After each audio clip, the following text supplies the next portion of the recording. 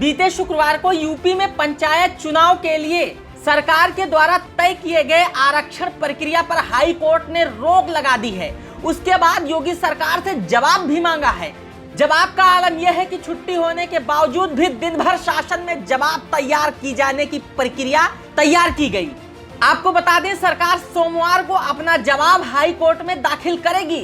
सामाजिक कार्यकर्ता अजय कुमार की जनहित याचिका में आरक्षण की इस बात पर आपत्ति जताई गई थी कि वर्ष 1995 को आधार मानते हुए आरक्षण तय किए जा रहे हैं, जबकि रोटेशन के मुताबिक 2015 में पिछले चुनाव के आधार पर आरक्षण तय किया जाना चाहिए। अगर सूत्रों की माने तो सरकार पंचायत चुनाव को लेकर अपने जवाब में क्या कह सकती है, इस पूरे विषय पर विस्तार से सुप्रीम कोर्ट के वरिष्ठ अधिवक्ता संदीप मिश्र ने अपनी तरफ से कानूनी दांव पेच और आंकड़े रखे हैं। क्या कुछ कहा इन्होंने, आप खुद सुनिए।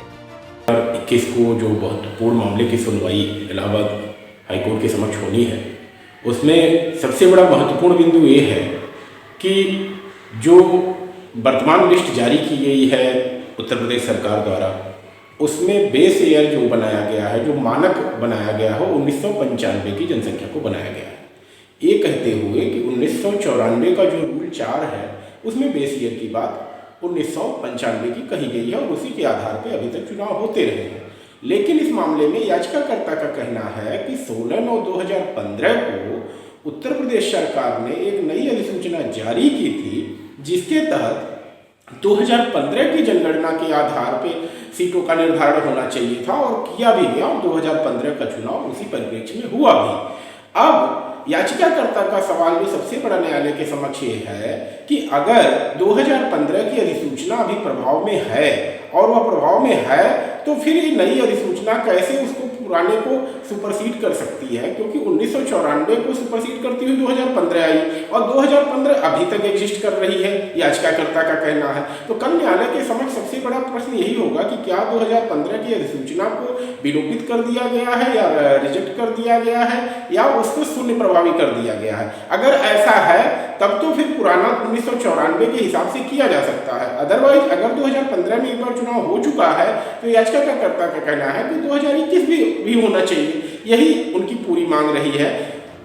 एक बात तो साफ है, सरकार की इस आरक्षण प्रक्रिया पर सामान्य वर्ग भी दो धड़े में बटा नजर आ रहा है।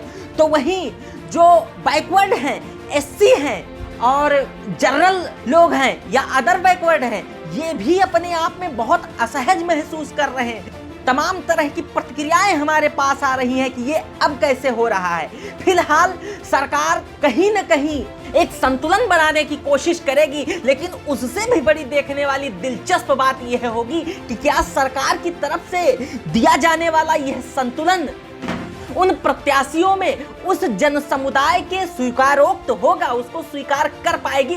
पंचायत चुनाव को लेकर सबसे बड़ा सवाल यह बना हुआ है कि अब सरकार किस तरह से सबको मनमाफिक सुविधा या मनमाफिक व्यवस्था उपलब्ध करा पाती है।